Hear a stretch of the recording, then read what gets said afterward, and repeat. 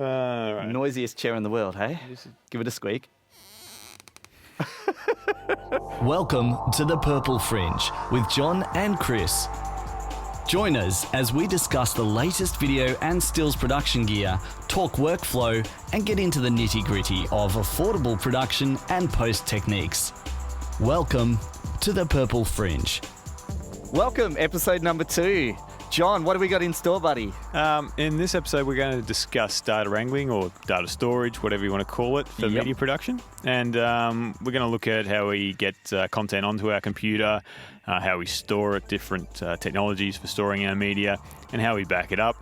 We'll also look at things like syncing files, and we want to run through a couple of syncing pieces of software in our review section today. John, do you remember the days when we used to shoot on a tape and you had the tape and then you put the tape in a box and then you captured it to your computer and then your tape was your backup? Mm-hmm. How easy was that? That was good apart from when you went to get the backup and didn't work 5 years later. But the tapes have never failed me. Since when have you had a tape that hasn't worked 5 years later? About 10 in a box at home that don't. But yes, it was generally pretty good. Were you shooting long play? You were shooting long play, weren't you? Occasionally I was. Ah, there we go. I was young and foolish. Well, guys, this is why we're talking about where we're at now. The fun of having to deal with files coming out of the wazoo. It's crazy. You end up with so much data after a shoot. And what do you do with it all? I mean, how do you put it all aside so that you can, work on the project knowing that if anything happens, you don't lose all your files. And also in the future, you want to be able to back your job up so that you can pull it back out again. We all know that the days of even 6 years ago, we were shooting in HD. And we were outputting in standard def, and now people are asking, well, do you want to, output in HD for us, because we're going to update something. How do you actually keep something on file so you always have the maximum quality? Yeah, let alone 4K and 6K and 8K and wherever we end up in a couple of years' time. So let's talk data wrangle. Well, we'll do that, but let's start with the news, shall we? There is some news There is a little bit of news. Now, last episode, I chatted about live production stuff, and I talked about a combination of cameras and some Blackmagic gear and this, that, and the other. And then, lo and behold, they released a little product that does everything in one, and it only costs $200 on special US. $199. Yeah. It's called the Movi. Yeah, the live event camera, which is an interesting camera. It's a little sort of tube with a camera in the front of it, and it gives you 9 virtual cameras that operate at 720p, and you control it all from your smartphone, and it can stream out live via live stream, and you can do cuts, and you can do zooms, and you can track people, and there's facial recognition and whatnot. So my $10,000 system from last week is suddenly completely redundant, is it, Chris? It's the dream come true, isn't it? It's the little pipe that you pop at the back of the room on a stand, and you've got all your bases covered in one little device that costs $199. Or do you?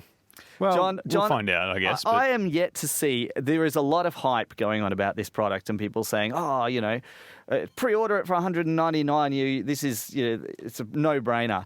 Now, it's a no-brainer if I could see a demonstration of it, but I haven't seen an actual demonstration of what this thing can do. I haven't seen an output. Yeah, there's a very polished demo video. But, that shows the little iPhone with the and 9 a fashion angles. show, I think it was. Yeah, and there's people showing, you can do this, and it swaps shots. Great, that's fantastic. But I don't think that footage that they captured was captured on that little device. I mean, maybe it was, but it was very nicely lit. And it was a very controlled situation, which was this fashion runway. So obviously there are going to be downfalls, like zooming, for instance, is going to be somewhat difficult because it doesn't look like there is any sort of zooming. We're just cropping in on a big sensor, basically, or not even that big a sensor, but a high-resolution sensor. So you've got to look at, to begin with, if you're at the back of the room, the logic is you get this little unit, you whack it at the back of the room, and then you've got your multiple camera angles and everything ready to go. What's the field of view on this thing? It's 150 degrees, I think, or something around that. Yeah. That's quite wide. So already, if you want to, narrow the field to get maybe a panel of people and then get them full body length, I'm going to make the call that you would need to position that device very carefully in exactly the right spot in the room in order to get a punch-in that looks clean. Well, look, if you've got any sort of audience, I think it's going to be a little bit tricky because if you put it in front of the audience, it's probably going to be too close. If you put it behind the audience, it's going to be too far. And if you put it in the middle, it's not going to work, basically. And it has a mic array built into it that apparently zooms the audio as well and picks in the direction where you're picking up from. Now, come on, guys. I've looked into microphone array technology in the past, and yes, you can get a tiny little bit more direction to where you're getting the sound from, but acoustics, room acoustics, is just going to kill it. Yeah, you're still going to want to sync sound later. And what I will give them, and this is quite genius, is they have put a line-in socket on the unit, and you can put a line-in to the side from a mixing desk. Say if you're in a big hall, or you've got a situation with maybe a live band where you can take a music line-in, and you've got the ability then to mix between the sound of the line in and of the live sound coming through the camera. Yep. But there's no notes on SPL and things like that. I mean, what sound pressure level can you get before the mic's distort? Now, giving it the benefit of the doubt, I've got point and shoot cameras, and the iPhone, for instance, as well, has a very good high SPL handling. That's the sound pressure level it can handle before it distorts, and the microphones basically cap out. You're hitting the extensions of the springs, where it'll distort physically. As well as the preamps inside, the voltage being too high from the sound generating. So all of these things are just not mentioned at all. There's no practical demonstrations that say, this is the device in this situation, look how well it works. Now, that's cool, but I don't know why hundreds of people, thousands of people are throwing down their hard-earned cash for something that there's no demonstration of. I mean, this is... Very bizarre. That's my rant about the unit. It might be fantastic, but it might not be. So I think it's a wait and see with this particular product. A wait and see. And look, my hope is that it inspires another manufacturer to put the workings of a little zoom camera.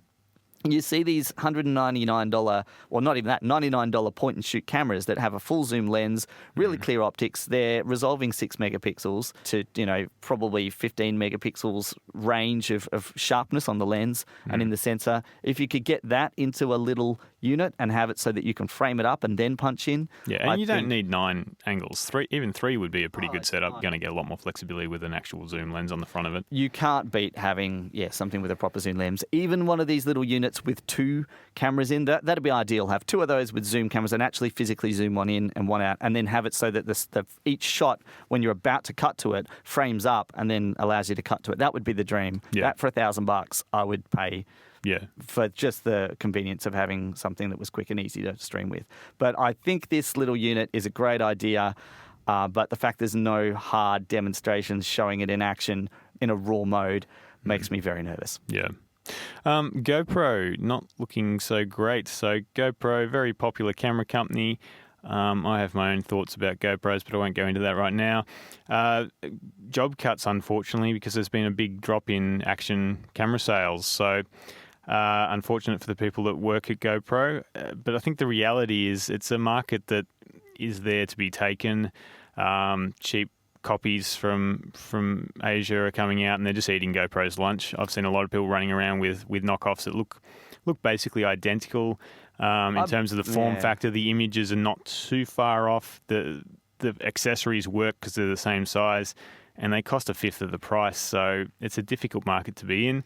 I was saying that I got the SJ4000 for a laugh because it was $50, $60, and it's not as good as a GoPro. The GoPros really do take the cake, but it still gets you an image.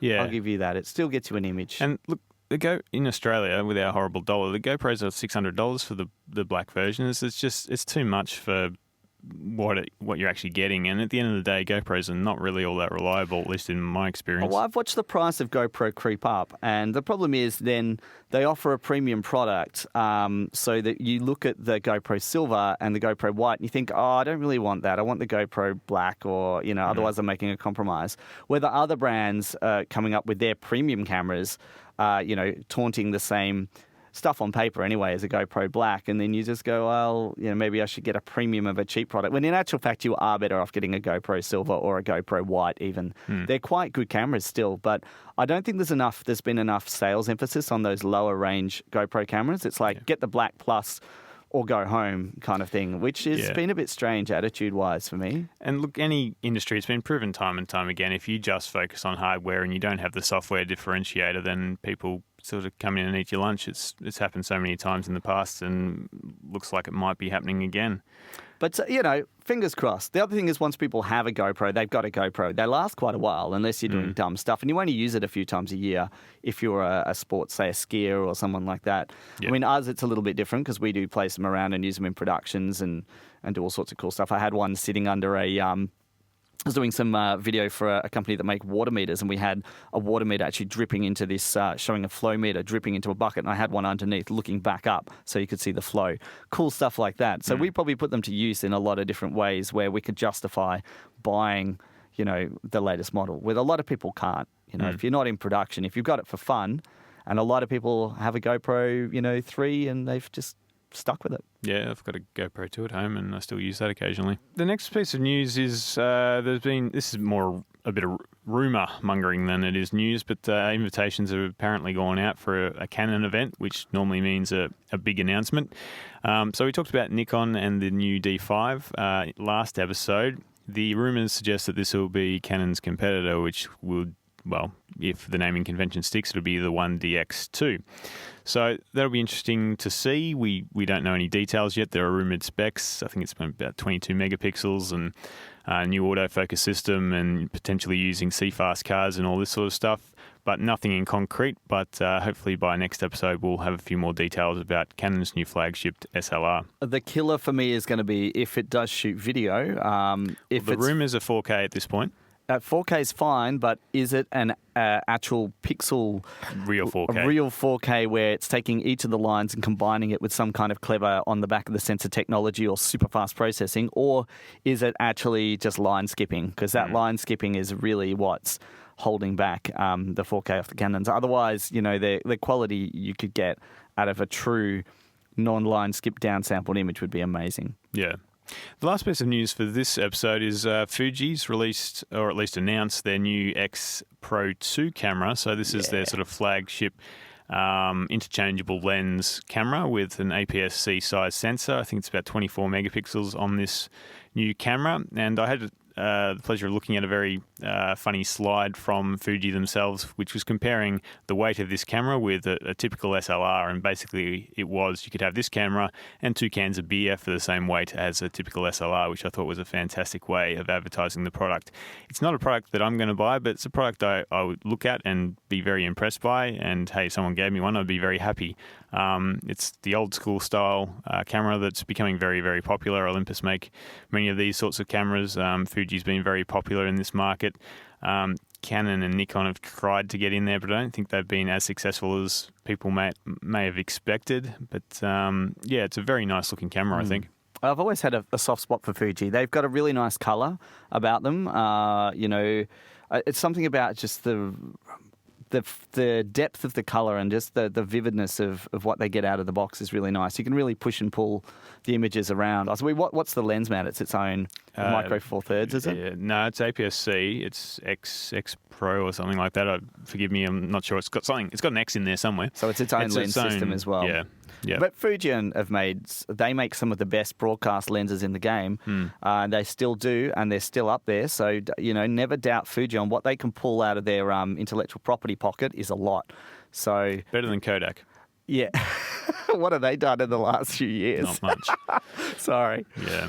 All right. So, look, moving on to the main topic for today, which is data storage, data wrangling, dealing with media and how to store that media. The first thing I just want to chat about is software to get the media that you've shot, whether it be photos or audio or video, from your cards onto your computer, basically. So, Chris, there are products out there like Terracopy, Shopfoot on the Mac. Red Giant had a product which has been discontinued called Bulletproof, which was all about getting the data off your cards onto your computer safely. Do you use anything? Yeah, Terracopy is my weapon of choice. And really the reason you use it is because you want to go copy and paste, and you really want to be able to see that and guarantee that your data's arrived on your hard disk. You don't necessarily want to be sitting next to your computer the whole time as well, especially in this day and age. Unfortunately, even as a data wrangler, you're expected to do other things, and you might be wrangling yourself, for instance, if you're on a low budget. So the ability to have something that automatically tells you at the end of the copy, yes, it's on the drive, I've checked it, it's identical. And well, that's the thing. You could copy onto your drive, and it might actually not be the data you expect. There might be some errors in there. Yeah, well, you can, and sometimes, Windows will or Mac will copy something across, and maybe there's some power glitch or something on your USB 3, or something happens where just for a moment, a file doesn't copy or it drops out, and then you grab your laptop and accidentally tap the escape key or something just by fluke happens, and you don't notice that it doesn't copy. And you really need to be able to prove that you've got a good copy. I always go to the folder and go, Apple I, if I'm on an Apple, just to show the information on both folders. Yeah, check to the same prove size. that there's the same size on both. Yeah. Same on a PC, go right-click properties and show the same. Sometimes you end up with a few cache files, additional cache files in the copy folder, but as long as it's, pretty much near identical, at least the one you're copying to is bigger, then you're right. Yeah. Look, there are the possibilities of other things going wrong, and some of these tools will actually check that, but most of the time I've found I've been pretty right in doing, as you said, just checking the data sizes and making sure it has all copied across the number of files and so on. Yeah. Getting a proper memory card reader is something that I find is very important. Personally, I use for the SD and compact flash, I use the Lexicon reader. The Lexa whatever it is. Lexa, sorry. Pop-up one. Yes, the one, and I just find that thing's a gem. It never misses a beat. It's got really solid connectors on it, and it's just a nice unit. Yes, it's $120 or whatever you pay for it, but don't skimp on that. It's your data, Indeed. So when you're copying your data across, people like to organise things in different ways. Some people just copy stuff across, which I find terrifying. How do you sort of set up your folder structure so you actually know what the hell you've got to work with when you're, at the end of a 3-day shoot?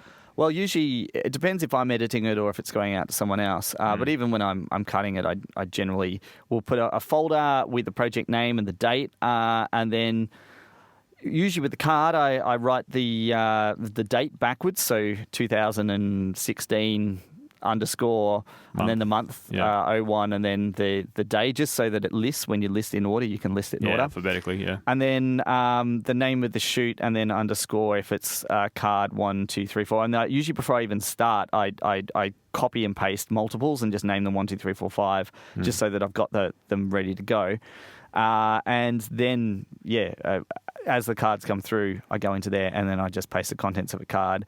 I might, in the root directory, just put a little text file that says what the setup is, what the camera is. And, of course, if they're coming from different sources, mention camera 1 and then brackets, and just a, EX1 or, RX10 or something just in brackets, simple, that gives a rough descriptor of what the camera is. And the text file obviously explains the rest of it. Yeah. Well, look, I do something similar. I use the same trick with the date, the year, month, day. I think that works really well. It's consistent. You don't have to worry about different pieces of software not recognizing it.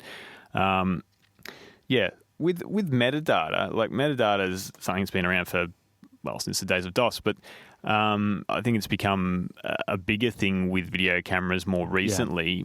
Yeah.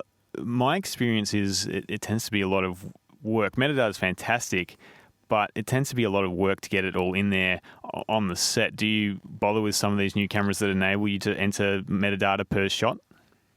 The most helpful metadata is actually the stuff the camera automatically puts in there, like what lens you're shooting with, what your settings are on your camera, all the information, obviously, that's by default, what codec you're using, and the resolution and all of that information. Obviously, that's in the file type, but that's obviously in the metadata as well.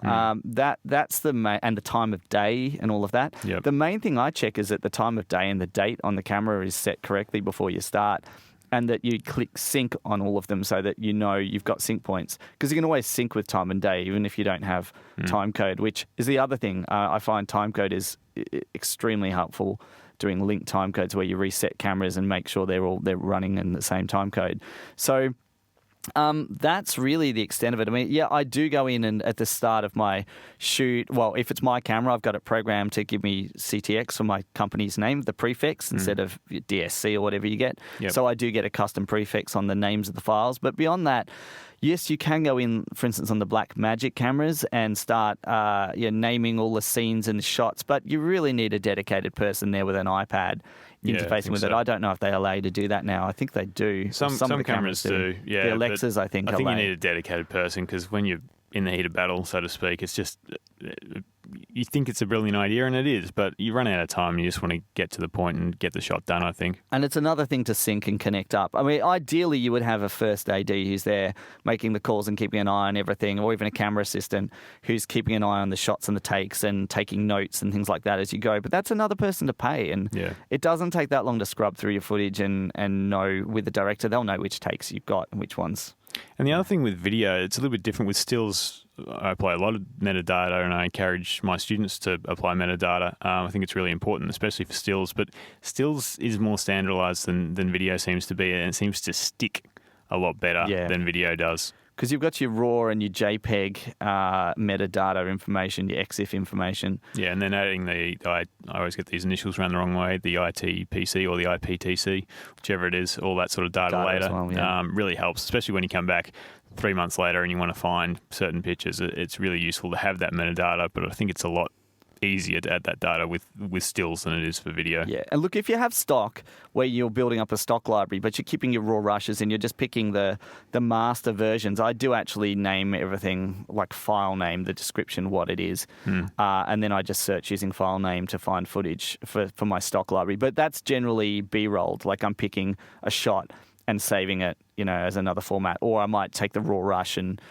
trim it down or something, but keep the format intact. So that's a bit different. Anything I'm naming specifically, otherwise the folders contain the name of what the camera is, if it's an angle or a specific thing, Yeah. So with respect to actually capturing onto a form of media, there's heaps around there. You've got SD cards, you've got CF cards, you've got S/S cards, you've got DV tape if we're going back, we've got XD cam discs. There's all kinds of different ways and formats to capture onto. What are you normally dealing with? With the EX1 and EX3, the S and the PD, the old PD W350, I think it was, that I was using a while ago. I've had a great run with SXS cards. I love them. I think they're just a solid foundation of a card that's fast to read and dump. And I mean, the codecs aren't super high, but in bit rate, 35 megabits per second, or I think there's a 50 megabits per second variant, but they're not, I don't know, that the image holds up and the codec holds up, and I've had a great run with that. Otherwise, I've used compact flash a fair bit as well over the years, and I've had quite a good run with that. And more recently, with the RX10 and things like the A7S, I mean, there's SD cards there, and SD cards have been all right. I mean, I haven't had... The trick is to buy good quality cards. Like I've stuck with SanDisk the whole time, or with Sony branded cards without doing the hacks that go to SD cards. And I've never lost a memory card apart from one PNQ card. Right. And that wasn't my standard card. So yeah, look, I had an assistant once that shot with some cheapy, no brand I've ever heard of card, and it literally fell apart when I put it into the memory card reader, and I sort of thought, oh dear, and basically had to sort of gaffer tape it back together, and it took about 6 different devices until I found one that would read it, and I copied the files off and then crushed the card because didn't want that to happen again. But look, I think you don't need to spend an absolute fortune, but I do believe in the SanDisk ones. I've had one SanDisk fail. It was a CF card. It wasn't a cheap one. It was a $300 card, but the service was good. They returned the replacement card within a week or so. So I was pretty happy with that. The Lexar cards I found to be reasonably good as well. Yeah, I've got a Lexar. Yeah, we've probably got 60 or so, but we mainly stick with the SanDisk. We found them to be pretty good. And these days, they're so cheap. Like if you get a B&H now, you can pick up 32 gig cards for not much money. So the Sony ones are the other ones I've got. Which the Sony ones have been quite reliable as well so far. Now, you mentioned the S/S cards, yes. Just because people might be interested. One of the downsides with those cards is they cost a lot of money. They do. Hundreds and hundreds of dollars. Now, that's their downside. Yeah, it's a bit of a big downside. Just to sort of circumvent that high cost, Sonnet makes an adapter which you basically stick an SD card into one of these form factors and you stick that in your camera. And I've been using it for the past few weeks, and they've actually been really reliable. I haven't had any problems with it, and it won't fail until it's something critical. Until it's something critical. But in the meantime, I've saved $800, so I'm happy with that, and I probably won't use it for anything critical, but just for the odd job here and there that's not too important. Hey, $800 is good savings. Yeah, that's true, and it is quite. It's quite a frustrating thing when you look at the price and think, well, why am I spending $600 on a 64 gig card for this form factor when another 64 gig card is, $70, $80, for a high end one in SD form. And yeah, I get that. And it's partially the technology because they're just not manufacturing as many of them. They just can't get the prices down in the same way. But it's also the way the memory's addressed and the backup they have in place as far as the quality of build and the things inside that look after how the card interfaces with the camera. And it's the build quality and the shape of the card and the way the plastic's molded. I would argue that it's not 5 times the price worth of value, but it's probably double to triple the price worth of value. Yeah, especially with the more broadcast formats, even like P2 and things like that. They were solid cards. Yeah. You could nail a bloody nail house together with that. Look, I'm just fascinated by how much those cards have dropped, though. Not so much the P2s and the SPIS, but the CFs and the SDs. If you look at what you can get this year versus a year ago or 2 years ago, it's just there's no reason not to go out and buy 4 32 gig cards because they're so cheap now. Yeah, and that's the way. I mean, we're talking about data wrangling and getting everything on your drive, and we haven't even spoken about keeping a backup yet and what drives we use. But having enough cards so that you can keep all your shoots on cards until the end of the day, and then have that as your backup. Rather than wiping cards on set. Yeah, you really don't want to be erasing on set. No, I don't like doing that. I like having a nice, bit of red tape that goes over the... I don't like erasing until like a week later. I'm paranoid. I do the same. I'm probably going to buy 3 or 4 more compact flash cards. I've probably got about 10 shoot days this month, and I just want to have everything on cards as my backup. Well, look, I've got a couple of Pelican little memory card wallets. They're waterproof. They're crush proof. Yeah. And the old trick I use is when a card is erased and ready to be used, it's front up, and when it's full and you don't want to erase it, you put it face down back in the memory card wallet, and then when you open it, you very quickly know, okay, I can use this card, I can't use that card. And always go through your cards before you go out and pre-format them and get them ready to go. Yeah, always. Because if you put it in and you go, oh, hang on, there's 12 clips on this, especially once you've started shooting and you go, why is there only 12 minutes left on this card? Yeah, it gets a bit hectic. Yeah. So, yeah, definitely having a good wallet for your cards is a great idea. That's something to go on my to-do list, I think, next week, because I'm in the little cases at the moment. And the other thing is keeping a backup. I mean, there's now, 128 gig USB sticks that I've got around my neck. I might get another couple of these and just keep them around my neck. I know that's a bit of a nerdy, crazy thing to do, but it means you've got your data and you're not going to lose it. Yeah, it's important. Indeed. So look, we're going to have a list of recommended cards that we use up on the website in the show notes. So check those out if you're curious about what card to buy. So the next thing we want to chat about is storage. So when I say storage, I'm talking mainly about hard drives. So we capture onto, let's say, an SD card. We're going to transfer it onto our computer. Now, most computers are going to have a spinning disk in them, or they may have an SSD in them, but that's not always going to cut it. Quite often you're going to need a lot more storage, especially if you're working with video. Now, yes, you can go down to your local big box store, Harvey Norman, JB Hi-Fi in this country, and pick up a hard drive, which might give you 1, 2, 3, 4 or more terabytes. But it's possibly not the best option for a variety of reasons. So let's run through some of the things that we both use. Chris, I'll let you start off. What's your setup in terms of drives? Well, to begin with, travel drives, those little laptop drives you get, are designed as a backup drive or a sort of files at home. You thrash a drive when you put video on it. Let's face it. You're giving a drive the ultimate thrashing. If a drive's going to go wrong, it'll usually go wrong in the first week of use a lot of the time. And not always, but and you really are crunching gigabytes worth of data onto it as fast as you can for the entire day. So generally, I go for something which is fairly proven and is rugged and kind of designed that I've seen a lot around of, and that's the Lacy rugged drives. Yep. And I've also gone for the higher end. What were the drives we used? The higher end Seagate drives, I think they were. They sort of do a more expensive laptop drive and desktop drive. It really depends if you've got power. Yeah. Because if you've got power available, I tend to go for a RAID drive. And actually have a proper RAID drive on set. So, for those who aren't familiar, RAID, the definition has changed, but let's say a redundant array of inexpensive disks. Basically, at the end of the day, multiple drives to give you either extra speed or extra redundancy or safety. So there are different levels of RAID, and many of these drives enable you to configure the type of RAID you want. You need at least 2 drives to do any sort of RAID. Some levels of RAID will require 3 or possibly more.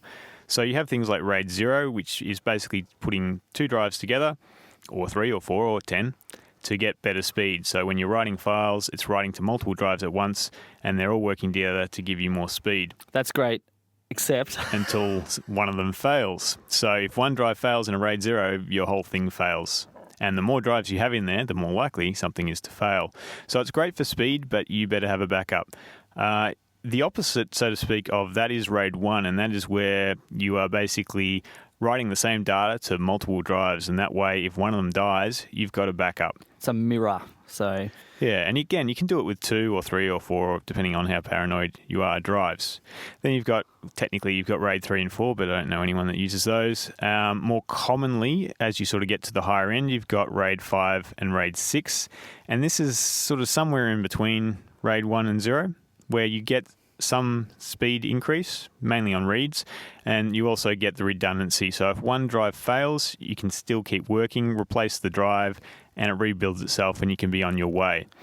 the trick is with a RAID 5, if your drive fails, you need a drive of the same capacity, or not always, depending on the drive, but generally need an identical drive to put in to recover it. So when you buy your RAID, it always makes sense to have a spare drive of the same capacity sitting on standby. Yes, you may whack it in a caddy and use it for something trivial, but you need to have that drive on standby to pull out and pop in your RAID just in case something happens, if you truly want to have, the protection. If it's a case of you didn't need it instantly and you could live without your data for a couple of days until you found a replacement drive. Yes, but in that time, your other hard drives may have failed. So, yeah, it's a bit of a risk. Look, I've got a couple of RAIDs at home, and I literally have 2 separate hard drives, brand new, in the magnetic shielded case, both 3 terabyte drives just sitting there because, hey, I don't want to have to, wait for shipping or something if one of those drives does die, and I've had a couple die before. So, yeah, I know to be cautious.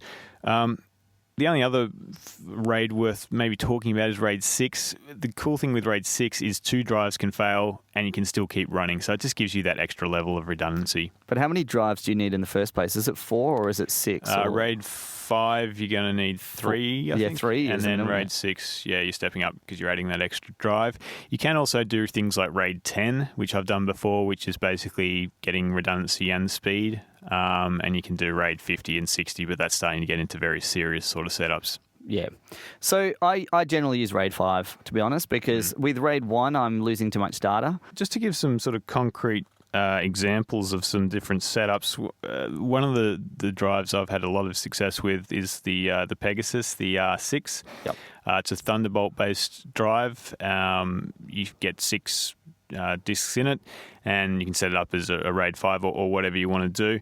I've found I can get 700 megabyte reads and writes on that drive, which is fantastic, because if you're dealing with big multicam shoots, sometimes you do need that bandwidth. It's not often, but hey, at the end of the day, it's great for just throwing lots of files on and off because it is so quick. You're talking, pretty much SSD speeds in certain circumstances, and you're talking, 12, 18, 24 terabytes, depending on the model that you get. So that's just to convert, that's about 4,000 megabits per second. Yeah, it's pretty quick. Converting, that's pretty quick. If you think you've got 100 megabits per second is a kind of, fairly fast MP4, 4K, capture acquisition speed these days, that would be, 40 streams? Yeah, if the CPU could. If the CPU can handle it. So your bottleneck isn't going to be the hard drive. And no. And look, there are even fast ones. There's an R8, which is the big brother, which has 8 drives, and there's an R4 and various variants of it. Now, it's a good product, but it's not cheap. So that's like many things in this industry. The downside is the cost, but it won't. Well, it hasn't let me down. At least it's been worth its money. I have used a few other RAIDs in the past. I've also got a couple of the OWC, the Other World Computing, which is a US-based company, mainly make Mac gear, but they make gear for PCs as well.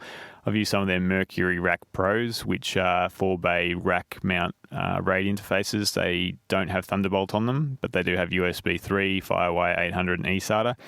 They're not super fast, but they're still giving me a couple of hundred megabytes per second, and they fit in the rack, which is nice. Chris, you use a NAS a lot of the time for some of your data storage, not necessarily Sometimes. your editing. I do have the portable RAID box as well. I've got an Olin, OLIN. It's this fairly unknown Chinese brand that I think OEM to other companies, and they seem to be very solid. I've got one. My business partner's got one. I've got friends who have got 4 or 5 of them just sitting in cupboards. eSATA, and it's got 4 drives in it, and I just rotate the drives out when they get old. This is the thing. You buy a good RAID box, and after 2 years, 3 years, if you start your capacity is getting low, you just take the 4 drives out of it and then pop another 4 drives in it and keep rolling on bigger hard drives, and you suddenly triple your size of your drive with the latest this hard disk. So as long as you keep updating the firmware inside the drive to support the new drives. So I found that Olin drive's been great, much like you said with the Pegasus. It's quite a good throughput, not as quick, but it's certainly fast enough for anything I've thrown at it. Yeah. The RAID, the NAS I've got is a QNAP. So sorry, before we even get into that, a NAS, for those unfamiliar, is a network attached storage device. So the stuff we've been talking about up until this point is sometimes referred to as a DAS, or a direct attached storage. It's something that's connected via USB or FireWire or Thunderbolt. Whereas or a NAS eSATA. or eSATA. Yep. Well, you can get cards on a Mac, but anyway. A NAS is a box that normally has a bit of smarts about it. It has a CPU in it, has RAM, has a very basic interface or operating system that you can normally access through a web browser. And it's handy because it means that multiple computers can access files. Now, there are downsides, and the major downsides normally the bandwidth of your network. But the fact that you can set it up in a work group sort of situation does definitely give you some possibilities. And that's why we've got it. This is actually not in the field for data wrangling. This is once we're back in the studio. Yep. Look, for archiving projects, it's handy. While I often work off an SSD on my hard drive locally just because it's lightning fast, we do have a lot of historical projects, or if there's something we're working on together where we've got multiple users, with Edius for work groups, which is one of our editing packages we've got, we can actually have projects open on multiple machines and be editing together on them and opening sequences on different machines. Avid's very good for that as well. You can have multiple people working on the same project where one person's maybe working on an introduction and the cutaway footage, and another person is actually working on an ending or different, and you could have somebody else in the middle who's doing titles and generating titles, and it's all happening. And the project's all coming together on all your screens at once. So the NAS is handy for that because you need a shared storage to do that. And it's fast enough. We just run it over gigabit Ethernet, and you can get a multicam of maybe 4 cameras in HD. But if you really want to go fast, uncompressed image sequences with animations and overlays that have been brought in from After Effects, all that stuff, you really want to do that on your local SSD because there is a bit of a lag for reading sometimes, and sometimes you do all access it at once while it's doing a job in the background. And the problem with the NAS is it's quite complicated.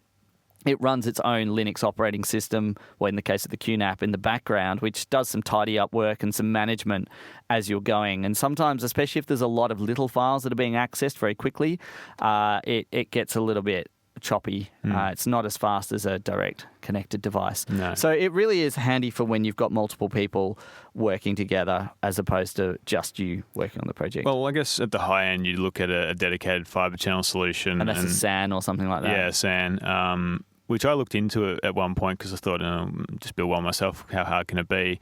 It can be about $50,000 worth of hard. Yes. So we installed something like that. Actually, there's a local Melbourne post place called The Refinery, I'll just tell you.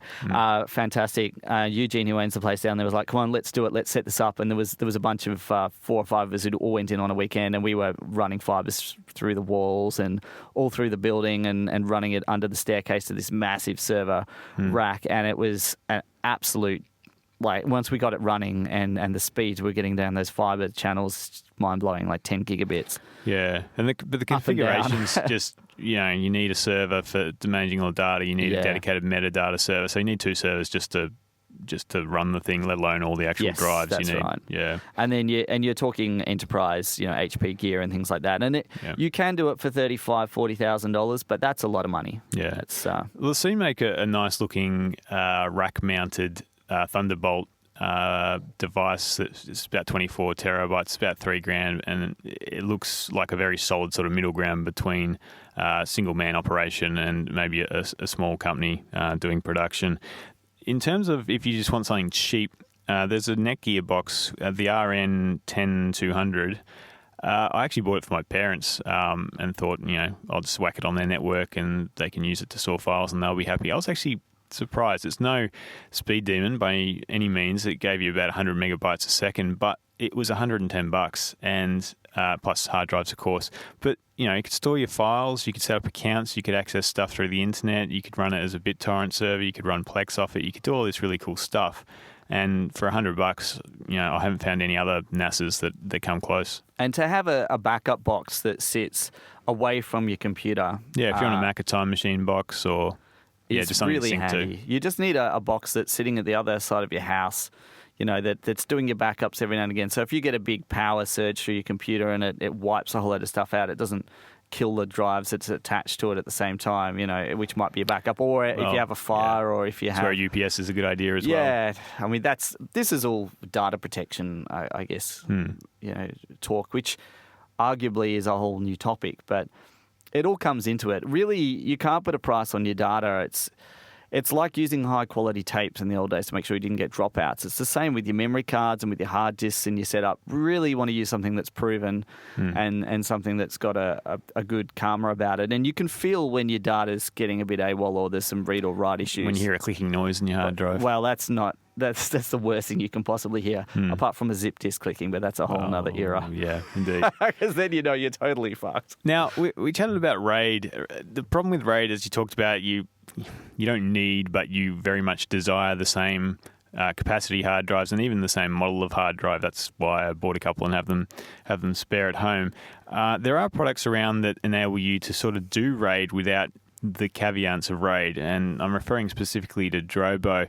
Now, people might wonder, okay, Drobo really cool because I can throw a 1 terabyte in there and a 4 terabyte, and then maybe when I upgrade something later, I can change it out. That works, and that works fine. The problem I've had with Drobo, even their newer products, from what I can see, is they're slow. So I bought one of the original Drobos. I had to import it from the States because I didn't sell it here in Australia because I thought this concept's really cool. It was slow as hell. Even when you had it on Firewire 800, I think I was getting 40 megabytes, 50 megabytes a second on it. And even the new ones, like the 5D, I think it is, from what I can see, it's only about 150 megabytes a second, which relative to what you could get if you did just invest and get the same drives and a proper RAID case, you're not going to get anywhere near the same sort of speeds as you would with something like that. So why do you need these kind of speeds? Because if you're shooting at something that's 100 megabits per second, arguably if you do a crossfade, then it's going to be going at 200 megabits per second for a moment. But when a drive says that it reads at equivalent of 400 megabits per second, does that, and I'm asking you this knowing the answer, but does that mean that you're always guaranteed 400 megabits per second? No, not necessarily. Even going back to the old school of fragmentation on your hard drive, things don't always read at top performance. And if you are doing multicam shoots, which is a lot of what I do, if you have 4 cameras and they're in ProRes, then it's probably not going to be able to keep up. And yes, you can do proxies and stuff like that, but I don't want to. I want the quality. So, the reasons to do with your editor, just copying files. Sometimes it's just going to slow you down, and for a couple $100 here and there, it's probably not worth it, in my opinion, at least. There we go. So advocates for spending a little bit of cash on your gear when you can. Yeah, and look, if you're a home user, Drobo is not a bad solution. It's just if you're flogging your drives, it's just not quick enough, in my opinion. For what you're spending, I think there are better alternatives out there for production-based stuff. And, I mean, there is always the alternative I touched on before, which is you have an SSD, which is an edit drive, a dedicated second SSD, not your OS drive. It's a second drive that you're happy to hit delete on at any time. Yep. That is your working drive, your working place, which is lightning fast and is never going to let you down. Or at least unless you get one of the Vertexes from a while back. The other alternative that I've seen out there and has reviewed very well, and I will buy one at some point, is the OWC Thunder Bay. So I talked about the Pegasus before, but that's well into the thousands of dollars depending on the model that you're looking at. The OWC Thunder Bay gives similar sort of performance. It's a 4-bay Thunderbolt drive. Doesn't have USB and other stuff. It's just Thunderbolt. But no USB 3C? No USB. Well, hopefully in the future it will, but not yet. It's about $500, I think, for the chassis. You can get it for $1,000 with a few hard drives in it, or more if you want bigger hard drives. And it seems to do very good throughput. So if you want the performance but you don't want to spend the money, that's definitely a product I think that's worth checking out. So in terms of cheaper RAIDs, I've used something called the Pro RAID, which is also rebadged as the Mediasonic or Hotway drives. They're really cheap, and there's a reason. I just love all three of those names. The first one was Pro. What was it? Pro RAID. Pro RAID. I think that's the model. I don't know. Wow. And then there was Hot. What was it? Hotway. Hotway. Well, that's like the worst possible thing you could say about a hard drive. Club. Yeah. Well, just hot hard drives, party time. And what was the other one? Mediasonic. Mediasonic. Yeah. Mediasonic, I'd almost in fall. the US. Yeah, I would almost fall for that. But yeah. In Australia, it's Hotway. Pro RAID. Pro RAID. Kind of like Drobo, if you just want a RAID and you don't want to spend too much money, it's a lot less than a Drobo. It does the job, but it's slow. We're talking very, very much sub 100 megabyte a second reads and writes. Even though it's RAID 5, the performance is not great. So I'd avoid stuff like that. So not all RAIDs controllers are made the same, and that's a big point. Just because something is a RAID 5 doesn't mean you're going to just be able to add up the numbers of the speeds of the hard drives and do some maths and get the same results for every chipset. Yeah, definitely. Now, I have a couple of those because they were cheap and whatever. They weren't speed demons, but they did the job. There is one that I would avoid, and that is the Vantec NexStar HX4R Quad RAID, which was the very cheapest RAID I've ever purchased and the very worst. It's this weird circular thing. It's made of plastic. It had this sort of vertical mount to it with a fan on top, and that sort of made sense. It was kind of like the new Mac Pros in thermal design, so I thought that might be all right. 5 hard drives later, and I'm not exaggerating, and the people at the local computer store were very annoyed every time I came back in with a dead hard drive. 5 hard drives later, I sent that RAID back because it had killed 5 hard drives. And they were probably happy to take it back at that point. Well, I took it back, and they said, "Oh, look, we'll look at getting repaired for you." Blah blah blah. I forgot about it because I went and bought a decent RAID, and 3 months later, I thought, "Oh, I never heard what happened with this." I called them up, and they said, "Oh, no, they haven't gotten back to us. We'll just refund your money." So I thought, "Yep, thank you." So don't buy really cheap RAIDs. It's just not worth the headache, especially when they have to rebuild and you're talking terabytes of data and it takes 2 days each time, and then another drive fails, and it's awful. So if you can, spend the money, get something good. I would rather you go out and just buy 2 single hard drives that are large and just mirror the files through a piece of software than buy a really cheap RAID because they're not reliable. So that's the sort of moral of the story. I mean, the biggest thing with your data at any point is that you have the drive, a spinning disk that you always are skeptical about because the drive can die at any time, and that you copy the data across to that drive, you do a mirror copy to a second drive, and then if you've got 2 drives with the data in 2 places, then that's kind of counted as semi-safe, as long as the drives aren't sitting together in the same spot. So you send 1 drive home with one person, 1 drive home with another person. So if you have a car crash or something happens, then you don't lose your shoot. Yeah. And if you keep it on the memory cards, less till the end of the day or the end of the week, you've got another backup as well. Then you've got another, almost that you'd have one that goes home with someone that's an archive copy that goes back to wherever. But I mean, if you want to live by the gun, then just get 1 copy of it and keep it on a drive. Yeah, don't do that. But don't do that because it's guaranteed that one day the drive will die. And just for your information, you can get your drives repaired by a company that takes it into a clean room and actually just dissects the drive and finds they have a catalogue of drive boards that they can program up and usually recover 95 to 100% of your data. Technetics charged us $2,500 for the last drive that we had that died. That was because we happened to have a job where the client had brought the drive in, and while we were copying it, doing the backup, the drive died. Yeah, I've had that too. Luckily, it was a job I didn't want to do, and I didn't have to do the job afterwards, so it's good. This was quite critical, and so we explained to the client. But unfortunately, it was hooked up to, it was on the edge, and they said to us, "Oh, well, it's making some weird clicking noises." We're like, "Dude, Yeah, you tell us that now." No. And we spent the rest of the day trying to access the drive, couldn't get it. We even did the old, wrap it up in a cool box and put it in the freezer and pull it out, and nothing worked. So, yeah. $2,500 later, we got the drive with its data restored. That took a week.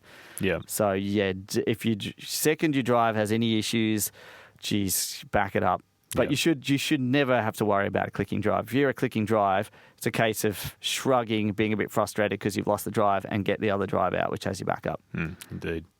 All right, Chris, the next thing I wanted to chat to you about was backup. So RAID is not backup, as they say. So you really want to have another location that stores your data, and you want to have an automated way of keeping the two in sync, because otherwise you don't do it. What's your backup strategy at the moment?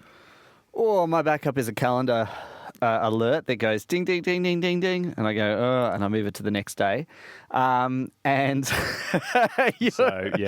that deliberately while you were drinking a beer. Yeah. Spit take on the mic. Yes. You do what? So, well, basically, everything I'm working on at the time, I usually try to keep on cards if I can, if it's directly after a shoot, and I have the cards at home. Otherwise, when I'm on set and I've done a copy, I keep a drive with the actual rushes, so the actual files that came off the camera on a drive, and I always reference those files and folders in a folder that's called footage, so I can always rebuild it. Mm-hmm. And at the end of a day, I have something that zips everything else up in the folder into a single zip file, and then bangs that on an FTP server via a DOS batch file. It's something that I coded back in the end of the 90s, and I'm still using it. It's great. It's my own backup system that I made in 99. Cool. All right. So that's 99. me. But, and it works, and so I've kept using it. Honestly, these days, I wouldn't mind something that actually is a cloud kind of based thing, which I can't put my footage on the cloud. We'll talk about this in a sec, but just to have my working files. But it depends on the project, because some projects you just have your edit files, which are quite small, and you might have a couple of images or title files that are quite small. But if you've got lots of photos and lots of additional media, I tend to keep a copy of that additional media folder as well with the rushes. The problem is if you're consistently adding to that folder, it's how do you keep that in sync? So yeah. Okay, cool. Well, look, I'm paranoid, so I've got a few backups, and I have different backups for different types of data. Like, there's all the media stuff in terms of video, there's photos that I shoot, and then there's all your personal files, your tax data, and all that sort of thing. And I have different strategies for different types of data. But to begin with, I've got a server which runs OS X server and has a time machine backup. So I back up to that, which is on a RAID. So that's not really backup, but it's a redundancy there. I do an offsite backup as well. So I just have some big hard drives which I back up to every month or so and then bring them to work. So if my house burns down or something, there's a copy there. I have a synced folder, which is also on a RAID on the server. So in addition to sort of the time machine backup, it also goes to a separate RAID, which mirrors all those files. And I do a cloud backup. So with the cloud stuff, I don't do video, but I do images. So gotcha. I'll talk about specific services and stuff in a minute, but as of right now, I think I've got probably 4 terabytes in the cloud backed up, which did take a while to get up there, and I've done it several times through different services. But it's getting to the point where you can start to do some serious or reasonably serious backup in the cloud. It just takes time. The problem that you've got to overcome, I guess, with cloud backup is your speeds. Uplink speed on the internet, because typically your downlink is okay, but your uplink speed can be a lot slower. It depends what country you're from. If you're in a country that gives you reasonable upload speeds, or if you're in Australia, certainly the NBN service, you'll be okay. Myself at work, and this is at a commercial video production industry, based building, we get between 2 megabits per second uplink and 256K to even 128K, depending on the mood and the clutter, the weather. No, literally, if it rains, it'll slow right down because the pits get water in them and all this. We are in dire straits in Australia with our data, but this is a whole different topic. We could pay $1,000 a month and get a fibre thing to the building, but we'd have to pay $4,000 or $5,000 to get it connected and all this. It's actually a lot. I quoted fibre one time. They said $30,000. Yes. Yeah, exactly. So if you live in the States and you can get Google Fibre and things like that, then good on you. We are very jealous. And that is really the way to go. Or if you live in Berwick and you can get the NBN fibre, we're very jealous. But and my folks up in Coffs Harbour, in a fairly remote beach town, have the NBN up there, and it's lightning freaking quick. My dad knows this. He's like, oh, yeah, no, if you plug in with the actual cable, it'll go much quicker. Like, you're kidding. Faster than it's Wi-Fi. already quick. It's faster than Wi-Fi. So, if you have access to that kind of speed, definitely the cloud service is great for mirroring your footage. But really, I mean, if you want to archive, yeah, good, but the kind of data amounts you're talking to mirror your footage, you're better off just keeping it on drives in two places, because you're going to do that anyway in the first instance. Yeah. And you've got to ask if the time it's taking to do all of the synchronizing, the cost it costs to get that much cloud server space, it might just be cheaper to have your own drives, catalogued in pairs in two locations. So, well, the other option is something like BitTorrent Sync, and I don't know if you've used this or not, Chris, but BitTorrent Sync it's built off the same sort of technology as BitTorrent, but it's designed just to sync between two remote computers. So what you can do is install the software on two computers. It could be a mate.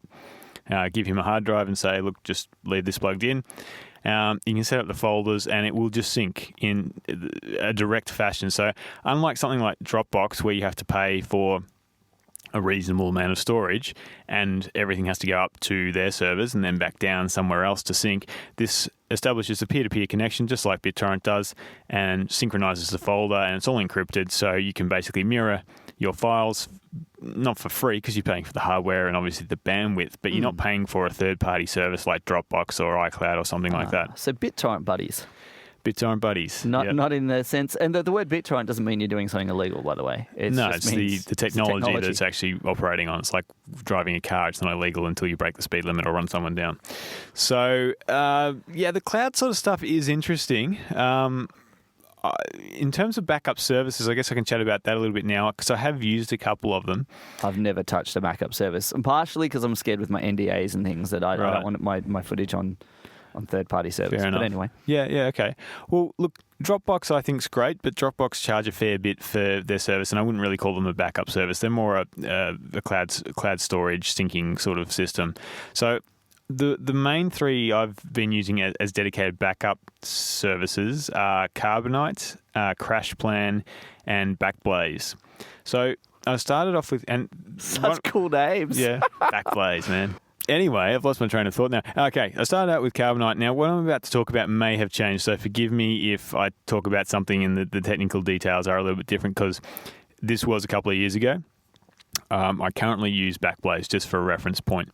So with Carbonite, it gives you unlimited backup, and I'm using air quotes right now. It is unlimited, but I found when I used it, they did slow you down eventually. So I think I got to about 300 gig. Yep. And things started to run pretty slow. And first I just thought it was my internet, but it was definitely running slower than it should. So yes, it was unlimited, but if you wanted to back up a significant amount of data, it was going to take an unlimited amount of time. Was there the option to buy a pro account with them? Well, they're business accounts and they're consumer accounts, but when you advertise unlimited, I want unlimited. I don't want to be slowed down. So look, I waited a year and I never actually backed up what I wanted to back up, which I think at the time was about a terabyte and a half. So it's so easy. You just bang it on a drive and it only takes a year. Give it to me. Yeah, exactly. Say, Chris, chuck this in your cupboard. So that wasn't great. I then went to CrashPlan, which actually was a really good service, and I backed up a couple of terabytes. They didn't shape me, didn't slow me down. So CrashPlan, all these services are pretty similar and they're reasonably priced. I think it was $60 US, and it's unlimited backup for a year or for a year. So $5-6 a month, whatever it works out to be. CrashPlan was really good until it stopped working. So one day, That's not a crash plan. Yeah. One day it stopped working. It stopped backing up. And the software is reasonably detailed. There's a fair bit of depth to it, which I liked. And I went through it all and I thought, okay, this is weird. So I tried to fix it. I went through all the tutorials. I deleted cache files. I installed the system. I did complete uninstalls. I reinstalled it. Nothing would fix it. It got to the point where I stopped subscribing and created a new account under a different username and installed and tried to back up from scratch, and that didn't work either. So obviously it didn't like something about my system at the time.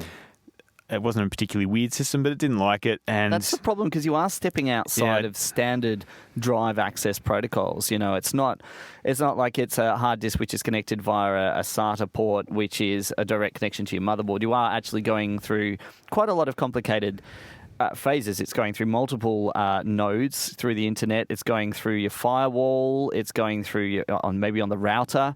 Maybe it's going through your firewall locally. It's got all of the protocols and everything that sort of come with that. So it's not the same as having a drive attached. That's something very important to define with cloud storage. Yeah, well, yeah. So look, CrashPlan, I think I had a weird bug problem. I couldn't sort it out, and I tried some pretty serious stuff. There is one other thing that CrashPlan does do, which is kind of cool, and it's kind of like BitTorrent Sync, which I talked about a second ago. You don't actually have to pay for the software, so you can, same as BitTorrent, have a mate with a hard drive and a copy of the software, and it will do a very similar thing. So that's kind of cool. The last one I started using, and it's what I'm using now, is called Backblaze, and I've got 4 terabytes with them right now, and that's been probably a couple of months. So they're not shaping me. It's unlimited. I've been pretty happy with it so far. The downside of Backblaze is it isn't as technical as CrashPlan. For me, I just wanted a little bit more control over the software. Right. What sort of control don't you have? Like, it just runs and backs up your drive. Can you point it to folders? You can exclude. Can you say, stuff. I want this folder to be backed up and it be my media drive? And that's it's more you exclude stuff than add stuff in a way. And yeah, it's a bit of a blunt instrument in some respects, but hey, it means I've now got 4 terabytes in the cloud, and it's great. The cool thing about all this, the word blunt, Backblaze, and 4 blunt, Backblaze, 20 gig. Yeah. Anyway, keep going. So one of the cool things about these services is that if you're out and about and you go, oh crap, I've got some files that I need, I can log into these services and download just that one file. It's like having Dropbox or something similar, but you've got a shitload of data up there. So in that instance, they're really handy. And hey, for $60 a year, it's another backup. Yeah. So for if you wanted to do everything apart from maybe your media files, it would be super handy to have. Can you exclude a type of file? Because that would be handy. I think I'll have to double check with Backblaze. You definitely can with CrashPlan. Yeah. I think you can with Backblaze, but I'd have to double check that. But there's definitely options out there, and I think cloud backups is something that's going to sort of become more of a industry standard thing to do. Certainly, and for normal people, I think it's a great thing. For everyday projects, if you're only doing a couple of edits a year or a couple of projects a year, and you've got a self-contained hard disk that's a straight, maybe a couple of drives in your computer, it might be an option to look at. But just remember, while it's backing up and archiving, you're not necessarily having a backup on your own machine. And also, if you delete something on your computer, does it delete it off that as well? After a certain period of time. Right. Yeah. So you could have a virus go through your computer and erase everything, and it wouldn't mirror. Yeah. Well, yeah, you've got a bit of time. I think it's a month. Right. So it's not too bad. So there is a window of restore time as well, which is good. Yeah. Because that's the other thing. If you accidentally delete something, you've got to make sure it doesn't mirror all the way down your line. Yeah, exactly. Because that can be a big problem. Indeed. But you can set your programs up to respond to that or ignore it. So we'll move on to our review for this week. And the product I wanted to talk about was something in the vein of what we've been discussing, which is data and backup and storage. And that's a product that's called ChronoSync. It's a Mac-only piece of backup software or syncing software. Sounds like a Sega computer game. ChronoSync, yes, it does a little bit. First cool thing about it is it's pretty cheap. I think it's about $30 US, thereabouts. And it's a lifetime purchase, so they give you upgrades for free, and I've been getting them for several years now. So I'm not sure how that's a sustainable business model, but I'll enjoy it while it lasts. The product itself, Basically, it's about ensuring you've got a synchronized version of your files somewhere. So I use it to copy stuff to my server. I use it as a way to do the offsite backup when I'm backing up to a hard drive. You can do stuff over the net, but I don't do that. You basically say, here's a folder. I want it to copy the contents of this to another folder, which is somewhere else. It might be on another drive. It might be on the same drive. It might be on a remote computer.